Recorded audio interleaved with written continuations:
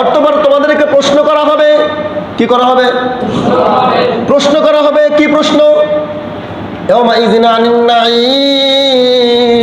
কবরে চলে এসেছো, প্রথম রাত,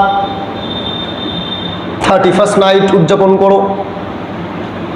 অর্থাৎ প্রথম রাত, বছরের প্রথম রাত ঢাক ঢোল পিটিয়ে উদযাপন করেছো, এটা হলো কবরের প্রথম রাত।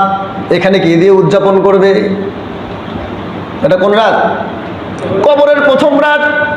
এটাকেও তুমি 31st নাইট যেমন উদযাপন করেছো, বছর শেষ আরেক বছর শুরু, এই যে অনুষ্ঠান তুমি উদযাপন করেছো, ঠিক একইভাবে যখন তুমি কবরে চলে গিয়েছো, দুনিয়ার জিন্দেগি শেষ, নতুন জিন্দেগি শুরু, আখিরাতের জিন্দেগি শুরু। এইখানে তোমাকে কিছু প্রশ্ন করা হবে। কি করা হবে? প্রশ্ন করা হবে। কি প্রশ্ন?